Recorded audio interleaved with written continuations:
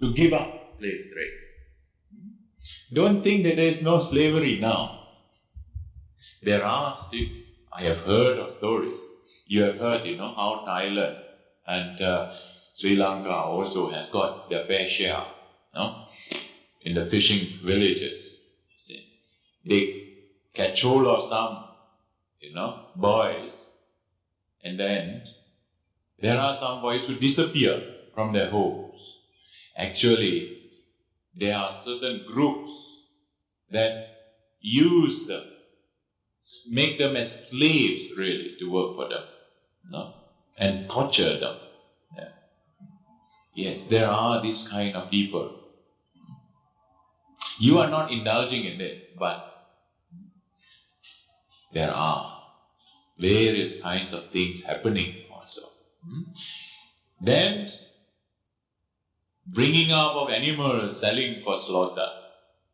This is also considered unrighteous. These are 5 considered unrighteous. There are also all those livelihoods directly or indirectly promotes, goes against the moral principles.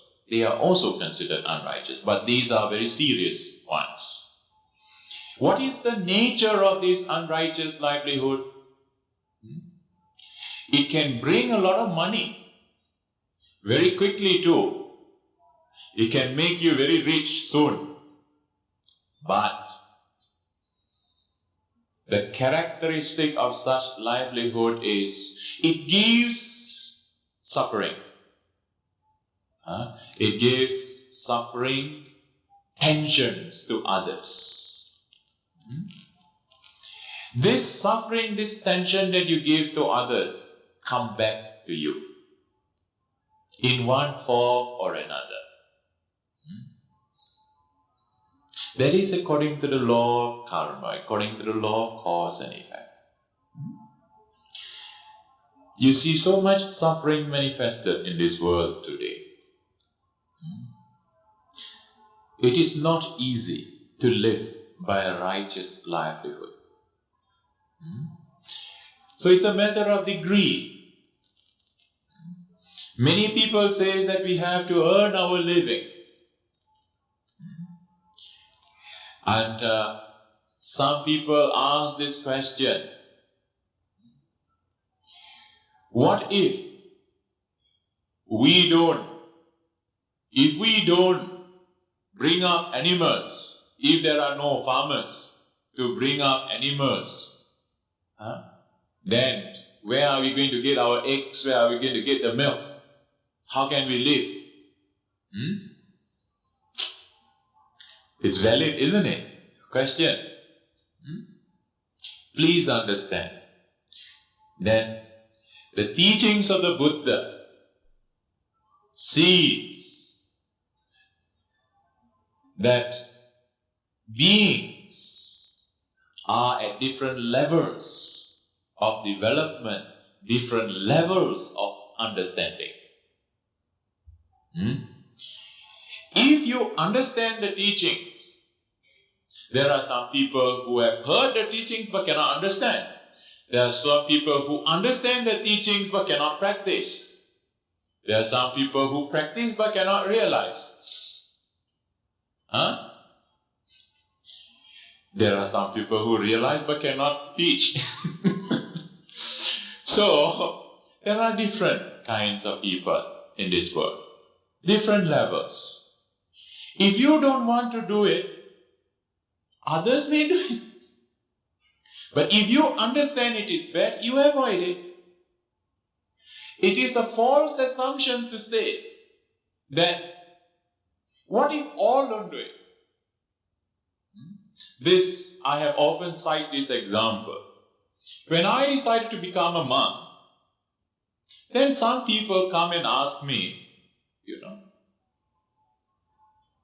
what if everybody were to become monk like you? What will happen to this world? Actually, this is a false assumption. Anyway, formerly I used to keep quiet. I don't answer such questions. No. Then I had the idea. All right. Next time anybody asks me that question, I ask him one more question. I counter question. Do you want to become a monk? If you answer yes, then I shave you. There you are. He is not prepared. But he has this assumption that what if everybody does this? That assumption, there is an assumption, it's a fallacy. Because, why? People don't have that understanding. Everybody don't understand in the same manner. They don't think in the same manner. There are bound to be people. That is what dukkha is about. But those who understand can get out of it. So if you understand, try to get out of it. Don't try to justify your action. If I don't do it, what will happen? Everybody don't do it, what will happen? You don't do it, some others will do it.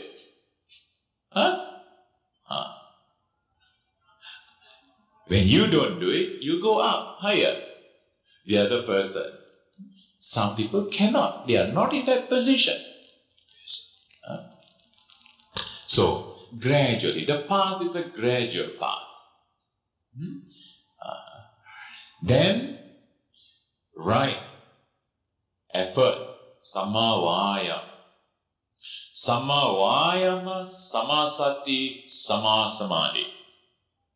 These three factors come under right mental training. Those who talk about meditation have to understand this. Very important factors. Right effort. What is right effort? Some people say energy. Or right energy. And the effort here is a mental factor. There are 4 kinds of right effort. The effort to prevent unwholesome thoughts from arising in the minds. The effort to overcome, in spite of trying to prevent it, some evil thoughts have crept in the mind. Then you require another kind of effort to overcome. First 2 effort with regards to avoiding evil. The next 2 effort is regards to the performance, to do good. That is, to maintain the wholesome actions, the good that is in you. Your virtues, to maintain that you require some effort. And then to cultivate the good that is not in you. These are the 4 kinds of effort, right efforts. Then right mindfulness. Comprise of the 4 foundations of mindfulness. Mindfulness on the body, mindfulness on your feelings, mindfulness on the mind, the states of the mind, and mindfulness on mental objects. Your thoughts, the Dhamma, be mindful of that. When you are thinking of the Dhamma, trying to remember 4 Noble Truths, Noble Eightfold Path, this is right mindfulness also. You are practicing one aspect of mindfulness also. And right concentration. A right concentration consists of, there are different levels of concentrations. The commentaries explain as 2. Basically, you have the excess concentration, you have the full upachara, appana and appana. That is the excess concentration and the full concentration you have. And then we speak of the jhanas, the deep states of absorption, deep concentrated states of mind. When your mind becomes absorbed. And we speak of the first jhana, second jhana, third jhana, fourth jhana. And some traditions speaks of 5 jhanas. Beyond these things, there are some more other jhanas. Rupa jhanas, arupa jhanas. When you develop all these jhanas, you develop samma, samadhi, right concentration. Now, all these 8 factors, they are to be practiced together. But you can't practice them perfectly all.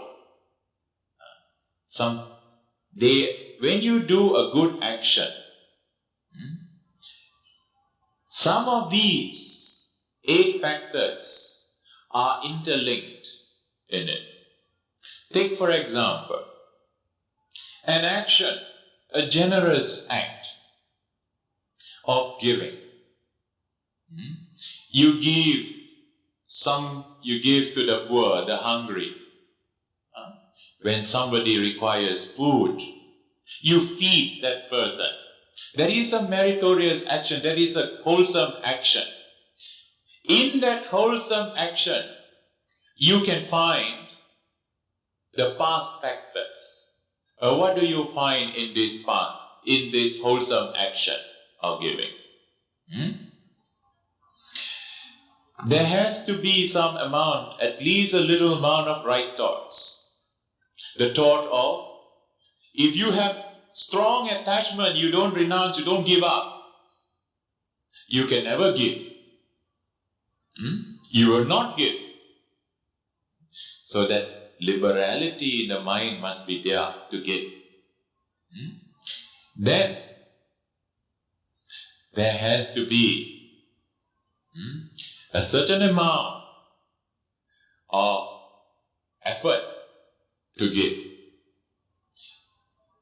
Sometimes you use a lot of energy. You take the thing and you throw. Yeah, a lot of energy wasted there. Effort. Anyway, it's still an effort.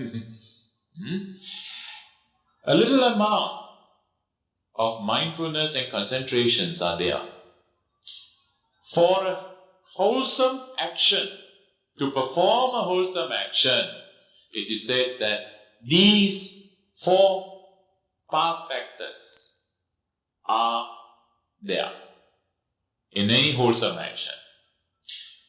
But these only 4, 50% only. Where are the other 4? He said Noble Eightfold Path. If you want to practice the Noble Eightfold Path, you should try to practice them fully. Now, you can give, you can do a wholesome action without right speech, no?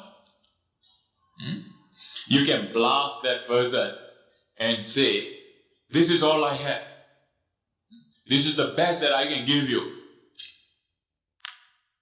There are the things that you cannot finish eating that. Then he gives. But he says that's the best. He lied. Or he might have taken some other person's share to give. Many people are good in doing this. They don't give their own things. They give some other people's things. The action is good. It is a wholesome action. But it is not a pure action. You have not purified. Right action.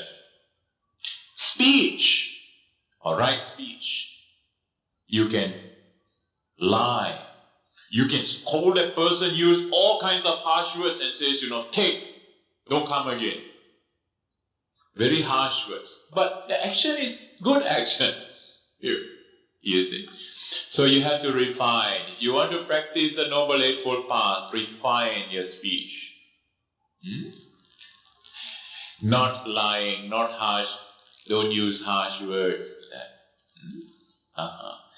Then that action increases with right speech, with right bodily action.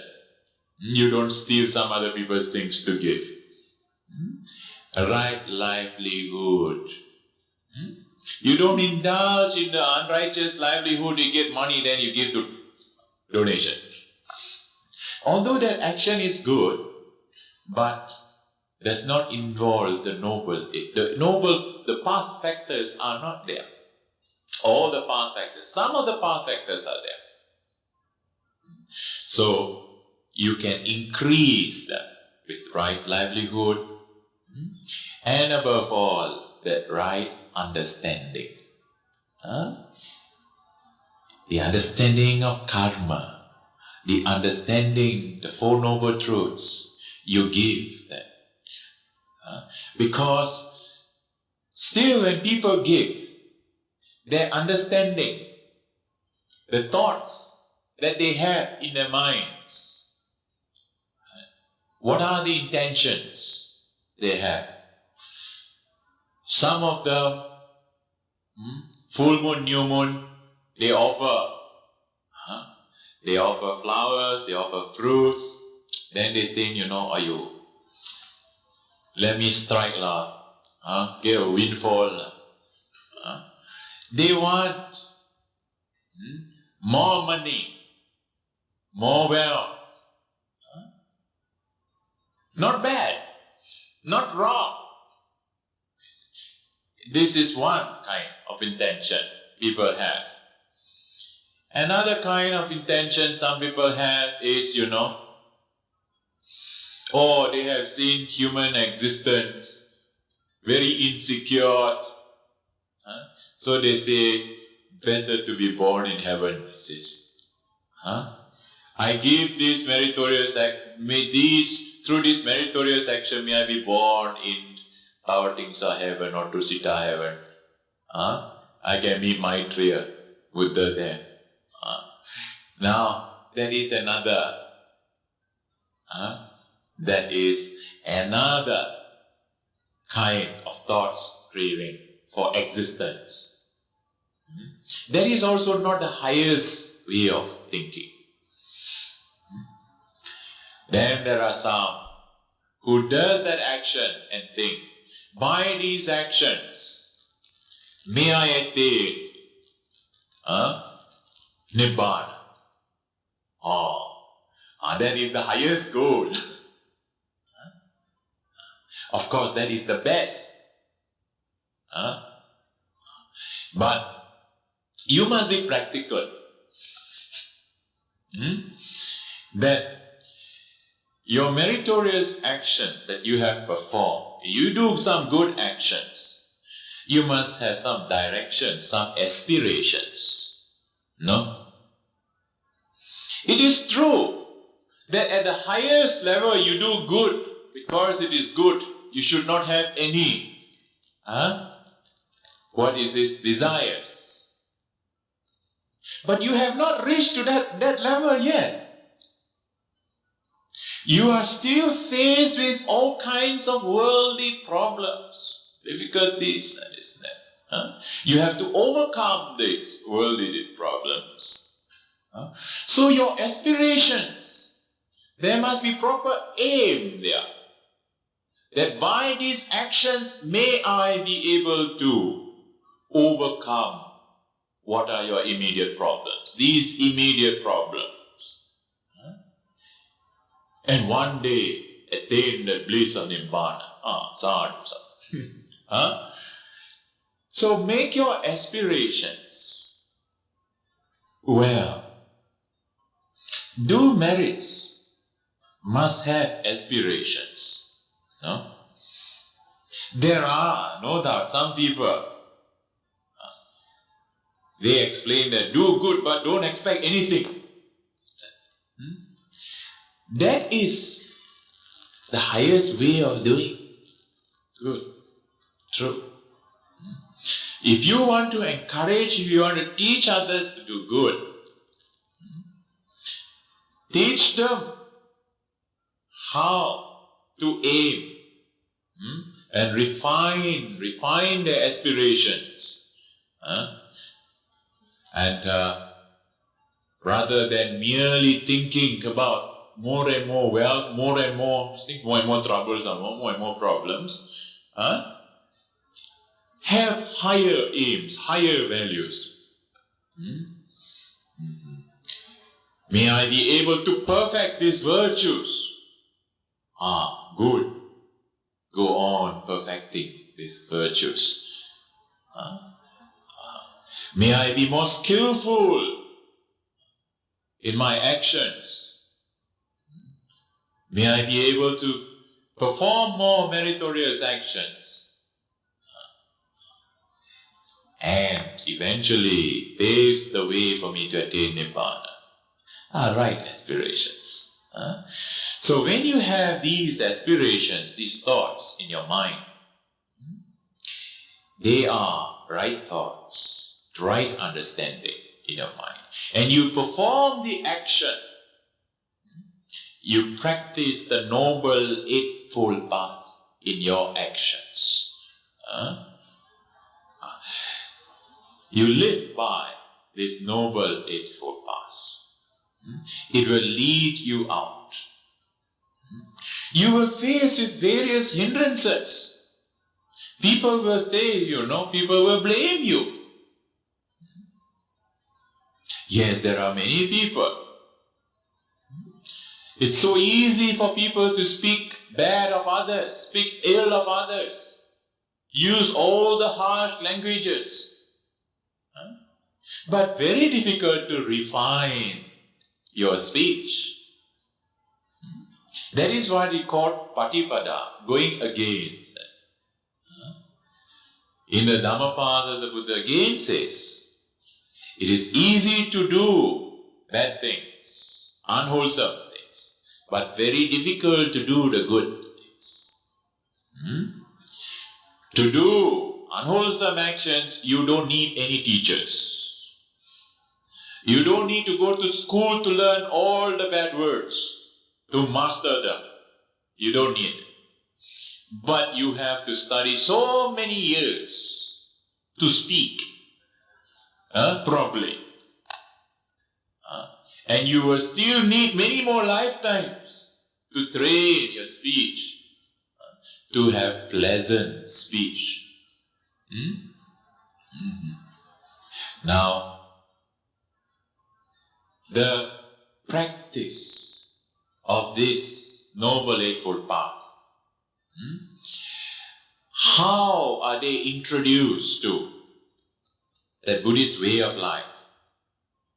Through the precepts, through the observance of precepts. 5 precepts, those who can practice 5 precepts, they go on practicing 8 precepts. Those who can take 8 precepts, take 10 precepts. Then go on, take, more precepts, a few hundred precepts. Yes, go on purifying this. Now, Sila, Samadhi, Panya. A certain amount of Panya, wisdom must be there before the person practices. Thinks of practicing the Noble Eightfold Path. But as he practices the Sila, it strengthens the Samadhi, the moral. As one develops one's moral values, cultivates, lives by virtues, what happens?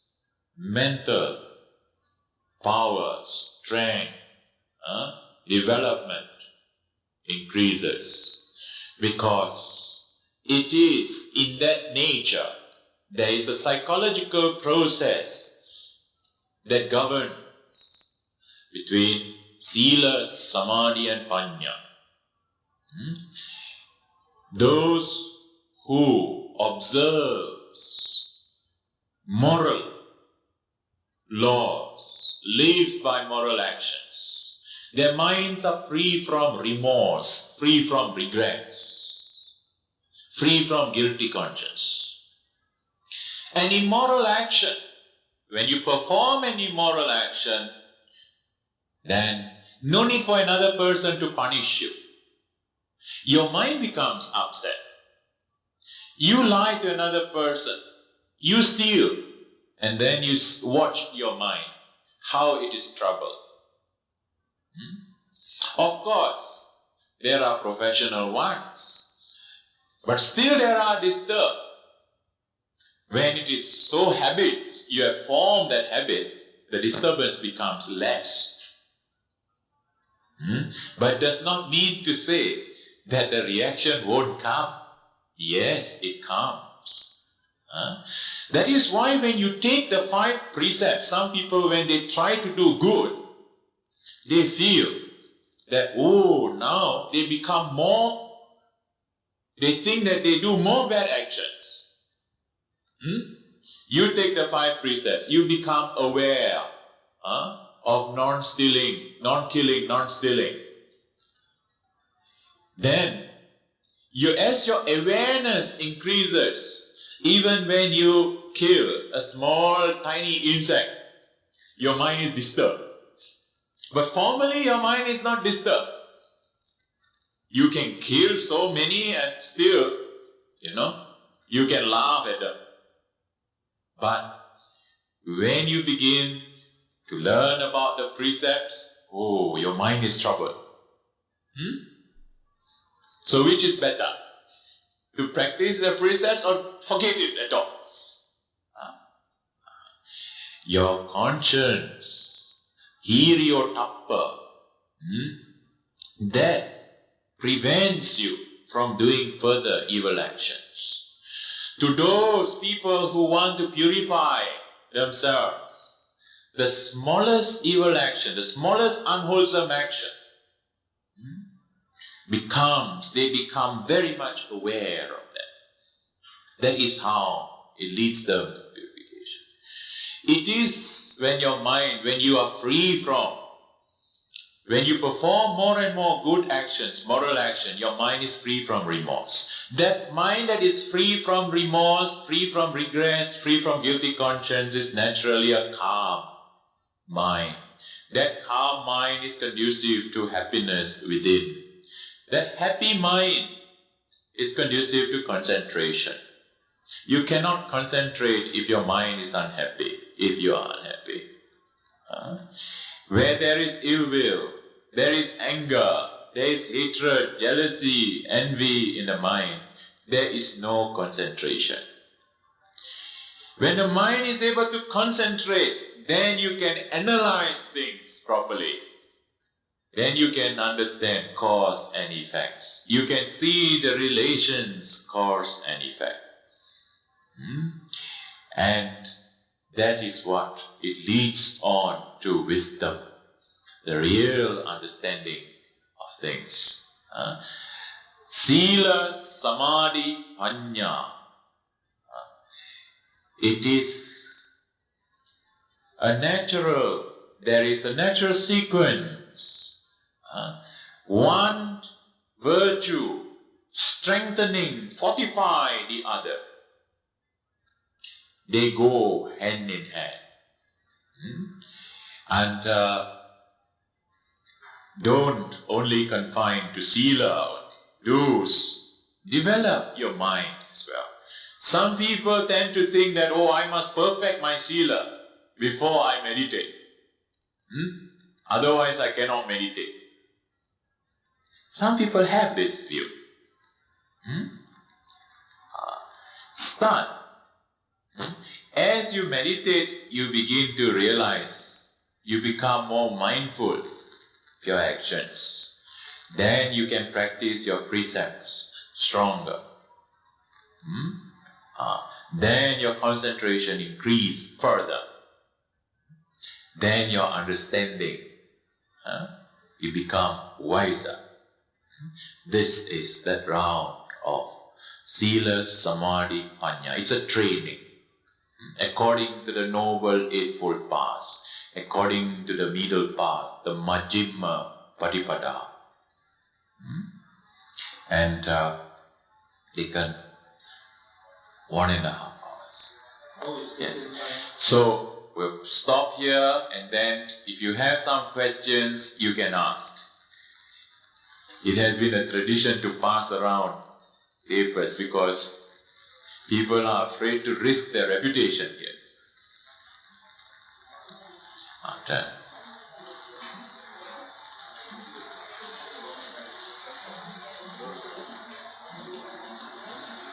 First question. Is it considered wrong livelihood if a person were to rear animals for sale as pets and dogs, maybe fish. What do you think?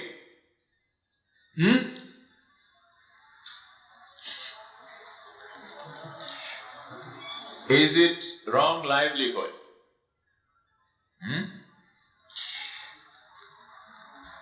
People who capture that animal and sell as pets.